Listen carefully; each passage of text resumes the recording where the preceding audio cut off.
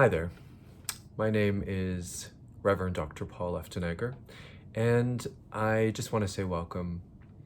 So, in this beautiful moment, I'd like to just share a little piece of a reflection and ultimately just dive back into my childhood with you. So, when I was a child, my parents decided that my sister and I would be raised Catholic. My father was a practicing Catholic and my mother was not. And before my sister and I were born, one of the conditions of the Catholic Church for my parents to be married in the Catholic Church itself was that they must raise their children Catholics. And my parents kept good on this promise, and thank God they did. You see, this decision that made my parents sort of become the parents that they are molded me into the man that I have become today. And I know unequivocally it is the why I am all that I am in my interfaith spiritual journey with God in my service and mission work for the world and my commitment to God to support God's precious children in the world. And the world we all share together ultimately thrives more as we connect our hearts and our souls with, I think, ourselves, of course, yes, and with something more than ourselves. And for as long as I can remember, I have always been with God. And I know I come from God.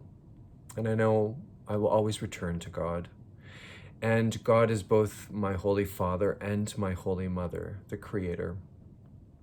So when I was a child, I knew early on that I am a priest by nature. And taking my sacraments and sacred sort of ceremony and the Holy Eucharist for my first communion, and also my confirmation a little later in the Catholic Church, was easy for me. And I've always known I am with God, and confirming and making my commitments with the beloved was easy, and it came natural to my heart. In fact, I loved it. I remember as a child going to church on Sundays, and it was like going home for me. And in many ways, the four of us, me, my mom, my dad, and my sister, we would all sort of become these people on Sunday that was a little bit different than those in my family. And I loved the intimacy of my youth in these moments. And it was a little pocket of sunshine. I remember getting dressed up in our best clothes on for Sunday Mass and going through the rituals of the Holy Day. And it was the one day our little family took time out of the busyness and rush days of my youth to be together with God as one unit. And when we would get to this gorgeous church, the mansion of God's love, I remember running up the huge cement stairs that led up to the paradise of God and the steps that elevated the most beautiful, massive old church, which seems so big to me as a child. And it is a gorgeous church with gigantic, colorful stained glass windows, all pictures of Jesus's life, all handmade in ovals, huge ovals that line this huge church. And I always remember the color of the light coming in as a child, this filtered, beautiful rainbow of light that cascaded into this massive house of God. And before I'd be allowed to enter the church in the hallway, I always remember stopping to bless my head, my heart, and my two shoulders. And we, as Catholics, say in the name of the Father, the Son, and the Holy Spirit. And if you think about this beautiful little child doing this would bless his little body. And that's me. And here I am today before you. So the home of God, I remember the wonderful feeling of the holiness that would wash over me as I'd enter the church, and the presence of God being with me. I remember reaching up on my tippy toes and dipping my small little hand into that cold water to do that. And I always remember that basin sort of being filled with this nourishment of God that would bless me. And I remember the feeling of the church being so peaceful, protected, and calm from the world. And my father sort of had an interesting connection to actually the man that took care of the church, because he was also raised by him as his sort of second father. And he became my godfather, and his name is Elko. And he was a humble church groundskeeper of this huge, massive church. So we were very interconnected, and he would take me on tours of this massive church when I was a kid. And I loved going up on the steeple, or up through the stairway to the steeple, and ringing the bell. I remember one time he took one of the lights out of the, on the roof, which was really high, massive ceilings, and we would be over the church underneath us. And I remember him lifting up this light, and I remember the air just swooshing in my face, and thinking how cool it was that I got to be in the space of God's mansion. And anyways, one of my favorite memories of Holy Angels was the church, that was the name, was the wonderful music that this church was so well known for.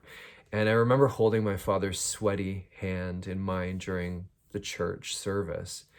And it was one of those things that I just loved, feeling the connection to his love and how he loved God in this church. And I really remember all of the 12-string guitars that would play these beautiful hymns, and the congregation would come together and just sing at the top of their lungs as one. And I loved this about church. And one of my favorite songs that always would end every single mass in church, that would just bring so much joy to my heart, that I think is very relevant to sort of remember today in these challenging times, is this song called "The City of God." And let me just say the words for you. Awake from your slumber, arise from your sleep. A new day is dawning for all those who weep. The people in darkness have seen a great light. The Lord of our longing has conquered the night. Let us build a city of God. May our tears be turned into dancing, for the Lord, our light and our love, has turned the night into day. We're sons of this morning, we're daughters of day. The one who has loved us has brightened our way. Let us build a city of God.